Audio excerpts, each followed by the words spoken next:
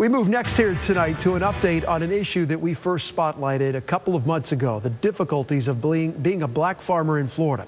For years, many have been raising concerns of institutional racism and an environment that makes it harder for them to work. Well, now we've learned that the government is stepping in and trying to save as many as farmers of color as possible.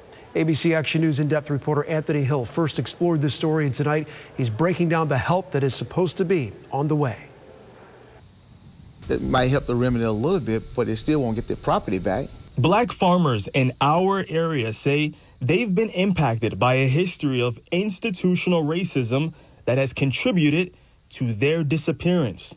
Many black farmers are in a cycle of debt they blame on a lack of access to grants, resources, and the markets to sell their products. But now, the U.S. government says they will forgive the loans of farmers of color for up to 120%. This in an effort to help farmers of color maintain their land. And so by doing that, that gives them a level playing field. This is Courtney Wilson.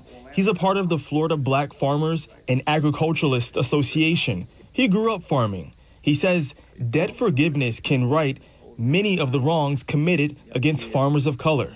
If they relieve the debt from them, I'm happy for them, because then that farmer has a chance to continue their family farm and also at the same time get the little ones into farming. The money will come from the American Rescue Plan, passed along with the last COVID-19 relief bill. Of the $10.4 billion supporting American agriculture, about $5 billion will go toward debt relief, grants, and education for socially disadvantaged farmers. Courtney says, though this is a step in the right direction, he wishes something could be done for the black farmers who already lost their land. They have some debt, or they just lost the property, but the banks still have it in their inventory. I think they should use that money to pay the bank their money and get the property back to the individual. According to the Census of Agriculture, 100 years ago, in 1920, there were about 13,000 black farm operators in our state.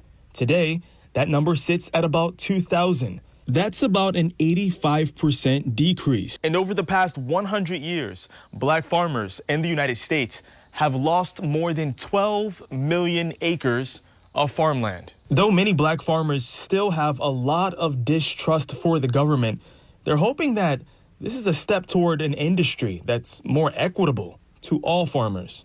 If we can get the same playing field, same opportunities, they don't want you to give us nothing, but what we earn, we want to keep it. Agriculture Secretary Tom Vilsack says they want to get debt relief out to black farmers as soon as possible. It does become more complicated once private lenders are involved. However, they say they've sent out a letter to lenders telling them to withhold on foreclosures on loans to minority farmers. In Brooksville, I'm in-depth reporter Anthony Hill, ABC Action News.